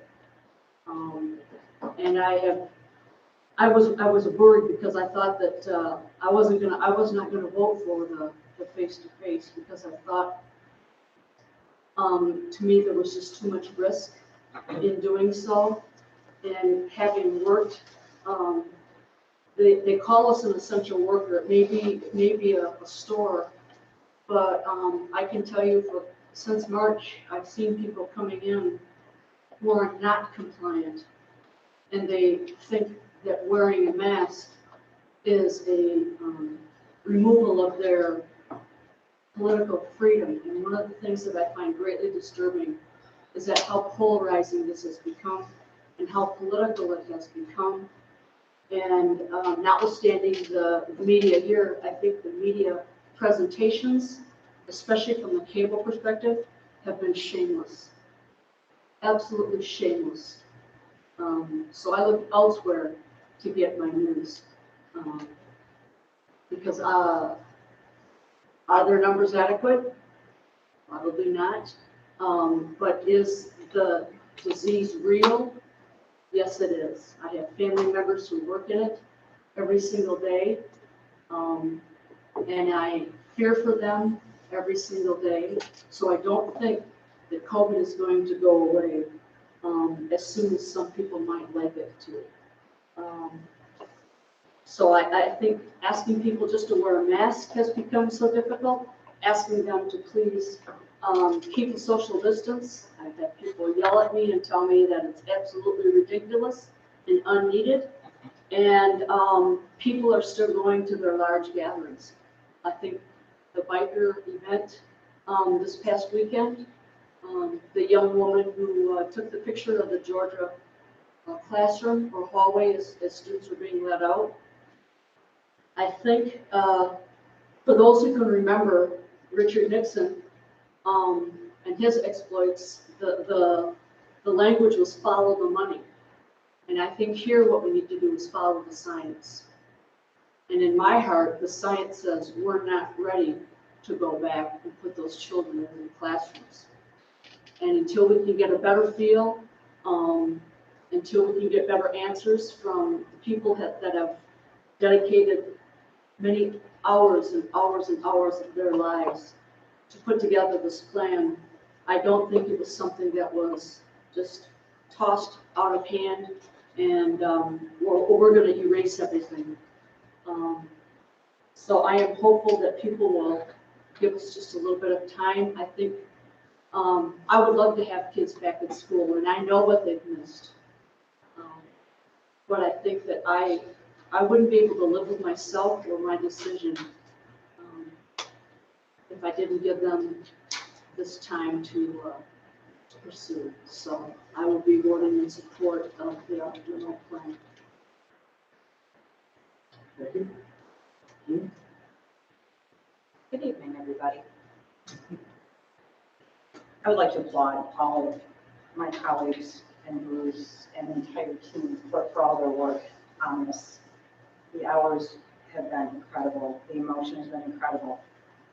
I'm so proud. This is the most transparent team I've ever worked with. I've worked in a lot of different industries. I am, like Eric, I think I'm on the fence and have a lot of conflict. My head knows the right thing to do, and I can nod and say, we're not ready. With the cleanliness of the schools, I recognize all those factors. But my heart is telling me something else. We had graduation last week. I have a senior that graduated this year. And we did graduation very safely, Heritage High School, middle of the football field. And the very first young lady that came up on the stage was riddled with emotion. She was shaking and crying and grabbed me, and you all know me, I'm a hugger. Yep, and I hugged right on back. And she kept saying, thank you, Mrs. Coughlin. Thank you, Mrs. Coughlin. And I keep going back to that moment in my head, but the social emotional aspect of it is not being strict. And that's where my conflict is. Yes, there are absolutely safety issues, 100%. But there's underlying things that we won't understand today, tomorrow, in a year, 5 years on this. So I think my heart's going to win, while my head, like I say, appreciates, knows all that hard work, and knows why they came to their decisions. I guess I'm doing that for all those kids that are emotional and need to go back. Thank you. The heart matters. So I echo all of everybody's concerns in regards to wanting kids to go back to school, wanting to go back safe. And that is absolutely our goal. All I want to kind of add to the conversation, otherwise I'll probably repeat this thing, is a layer that hasn't really talked about much. We talk about students and staff. And the staff in this scenario has to be something we aggressively think about as it relates to, they are in need, in which it's not just about being safe, it could be your life.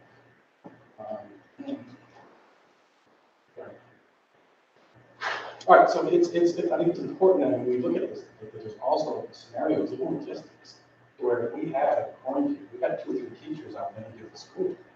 There's already a teacher shortage. We will be in the situation, I believe, that we'd have to shut down the whole school because there is no teacher to teach it. Right? So that's something that we have to factor into this. Is it the most important? But no one really had all the comments and public comments. There hasn't been discussions around really our most vulnerable, which is our staff.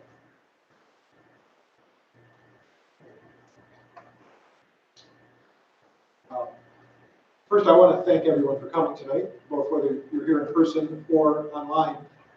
I think the number of people who joined us in one form or another evidences our community's interest in our back-to-school plan. It evidences their love of our children, their pride in our schools, and their care for our community. I want to thank Mr. Martin, your administrative team, like everyone else. The effort you put into developing our proposed plan is remarkable, and you deserve a huge debt of gratitude from the community. Whether you agree with the plan as recommended or take issue with it, there's no doubting the hard work that our administrative team put into this plan and the debt of gratitude that's owed. I also want to thank the 41 members of the Return to Learn Task Force who gave up part of their summer vacation to help develop the plan, because their input in the process was also invaluable. We had 2,060 community members who responded to the district survey about the first draft of the plan and offered valuable feedback. I want to thank everyone for participating in that survey. I also want to thank our staff members who responded to a separate survey, as well as the many, many parents, teachers, and community members who expressed their views throughout this process to the administration and the Board of Education through letters and phone calls and other communications. This process has demonstrated that our community is divided on many of the issues surrounding COVID and returning to school, just like our country is divided. The survey results we got back from our parents were almost equally divided. There's no question in my mind that we need to get our children back to face-to-face, full-time learning at the earliest opportunity. Virtual or remote learning simply can't take the place of face-to-face learning. As has been said, many in our community do not have access to high-speed internet. Many don't have parents at home during the day to help them navigate online school. School closures can increase food insecurity, and those most at risk of falling behind face even tougher odds. Our children's social, emotional, and intellectual health will be better with face-to-face learning. I have 3 kids in the district, and my wife and I very much want to get them back to face-to-face learning as soon as possible. However, face-to-face learning also presents issues we can't ignore. Although everything we do in life presents risks, in most cases we understand those risks. With COVID, there's still some things we don't understand. How likely is it that a child will transmit COVID to his or her parents or grandparents? How likely is it that COVID can be spread from touching a common surface? What will happen to case counts when large numbers of students congregate in a school building, and will those cases be serious? Valid concerns have been raised about students, staff, and community safety. In light of all these competing considerations, I think the recommendation presented by the administration to start remotely for a month before moving to face-to-face learning presents the best solution to try to take into account the concerns of both sides. The recommendation is not to go remote for the entire first semester, like some districts are doing. By the same token, the recommendation is also not to ignore all the open questions and plow forward full speed ahead. The recommendation allows the district to put additional safeguards in place, allows us to make sure that our buildings are as clean as possible, and allows Saginaw Township to be the safest, cleanest, and most responsible district possible.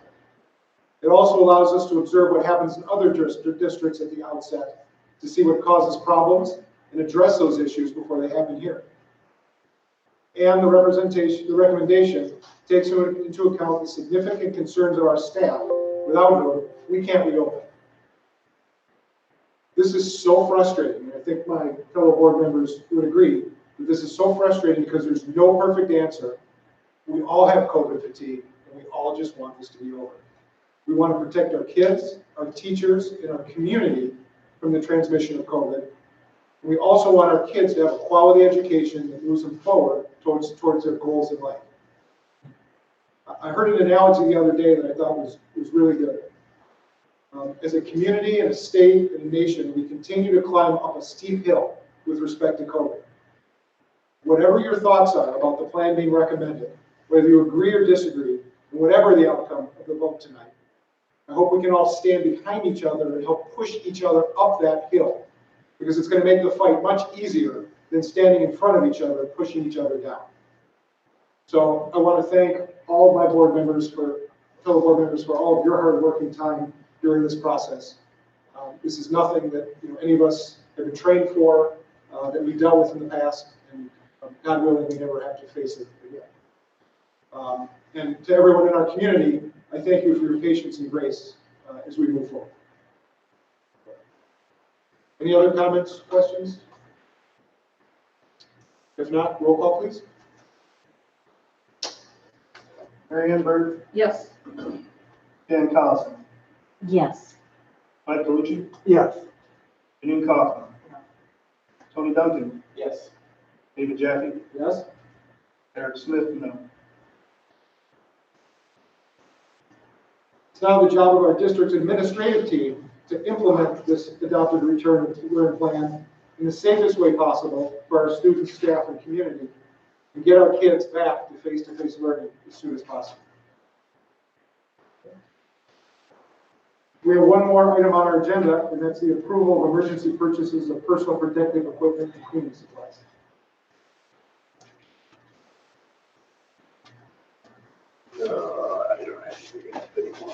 I move that the Board of Education approve PPE and cleaning supply orders to various vendors totaling $110,509.03.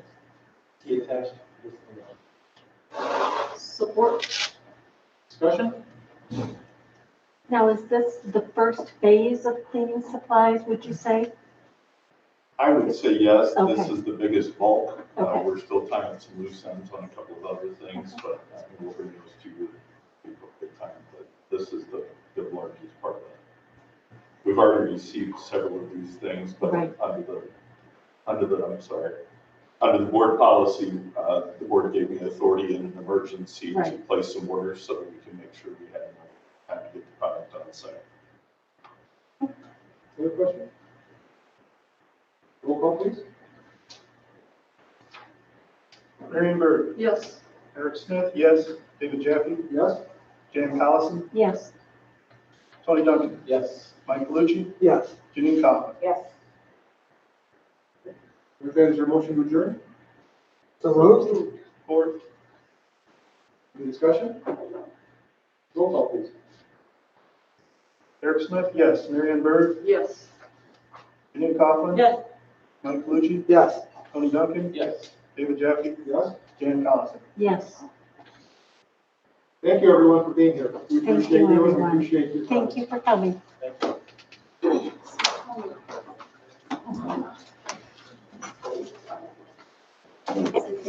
you.